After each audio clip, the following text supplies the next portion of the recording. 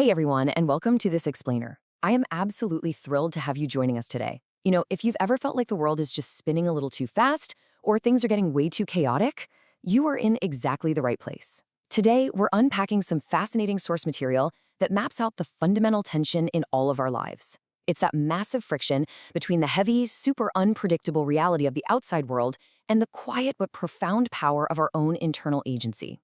We are literally going to break down the exact architecture of what makes us feel either helplessly adrift or entirely empowered. Okay, let's dive right into this. Are you overwhelmed by what you cannot control? Honestly, in our modern lives, we're constantly bombarded, right? A flat tire on the way to work, a sudden, massive shift in the economy, or just people letting us down. It's incredibly easy to feel like you're just a tiny ship getting completely tossed around in a massive storm. And hey, if you feel that anxiety, I want to validate it right now. It is a highly rational response to the crazy world we live in. But here's where we find some solid ground. On one side, we have these massive, sweeping forces like economic conditions. And then, on the exact opposite side, we have our actions. This stark dichotomy right here forms our foundational blueprint for today.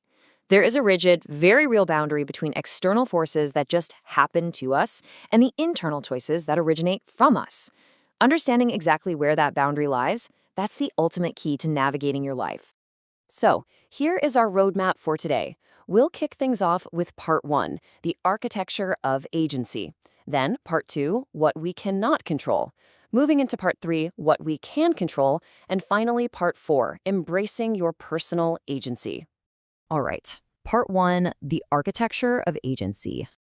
And moving right into part 2, what we cannot control.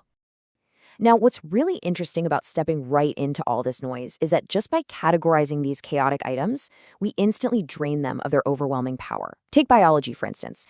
You didn't choose your genetics, which, perfectly explains why some of us will never dunk a basketball no matter how hard we try.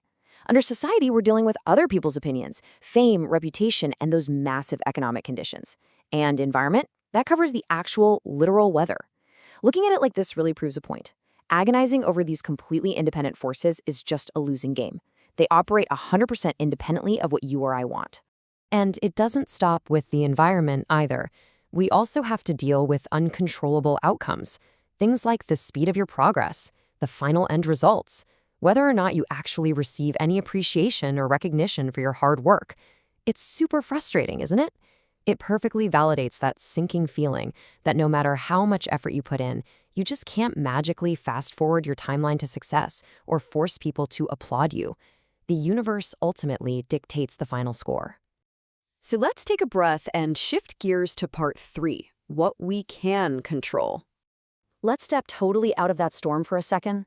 Our sphere of absolute control actually begins right at our physical, biological baseline. Sure, you cannot control your genetics, but you absolutely dictate what you eat. You choose exactly how you train your body.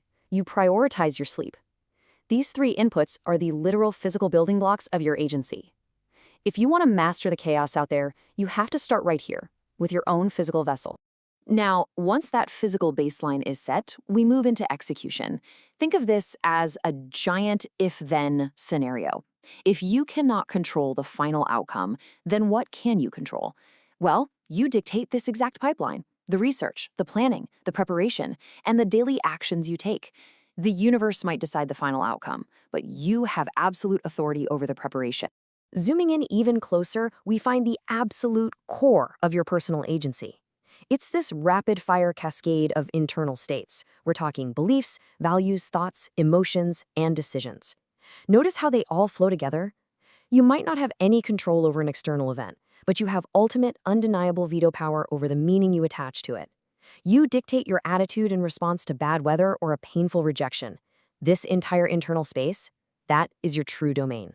And holding that entire internal domain together are 4 incredibly critical pillars. Commitment, consistency, discipline, and mindset. Listen, these are not just corporate buzzwords, they are the glue for your daily actions. The economy might completely crash, or someone might flat out refuse to support you, but absolutely no external factor can strip away your discipline. Your mindset is an impenetrable fortress, but only if you choose to build it. So the crucial point is captured perfectly in this one profound phrase from the source material, only controlling our own body and mind. Whenever you start to feel that rising panic of being overwhelmed by the world, this right here is your tether. The entire scope of your true power begins and ends strictly at the boundary of your own physical body and your conscious mind. Which brings us to our final section, Part 4, Embracing Your Personal Agency. And this brilliantly illustrates how we take everything we've talked about and use it to neutralize the chaos. Take the dichotomy of the speed of progress versus consistency. Speed is entirely out of your hands. Agonizing over why you aren't succeeding faster, that's just going to break your spirit. But consistency, you own that completely. You have 100% control over showing up day after day, regardless of how fast those results actually come in. Or consider another really powerful contrast. Waiting around for appreciation and recognition is a desperate trap. You simply can't control if people are going to clap for you. But running your own race, actively choosing not to compare yourself to others, now that is a superpower. When you stop constantly looking sideways to see what everyone else is doing, the lack of external applause entirely loses its sting. And finally, the ultimate test of your agency. When the end results just fail, when the outcome is a total disaster, despite your flawless preparation, what do? You pivot immediately to what you can control, taking responsibility instead of complaining. Because complaining is really just an attempt to argue with reality. Taking responsibility is looking reality dead in the eye and deciding your very next internal choice. Which brings us to the core takeaway for this whole explainer. True strength isn't about trying to manipulate or strong-arm the universe. Actually, it's heavily defined by what you choose not to do.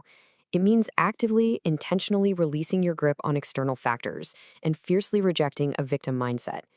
Because by letting go of everything that is outside of you, you ironically gain total, complete mastery over your own life. So, I want to leave you with a final thought to really carry with you today. Will you continue exhausting yourself by fighting the uncontrollable, or will you choose, right now, to master your own mind and your own actions? The architecture is right there waiting for you. What you decide to build with it is entirely up to you. Thank you so much for focusing in with me today on this explainer, and I absolutely cannot wait to guide you through our next topic.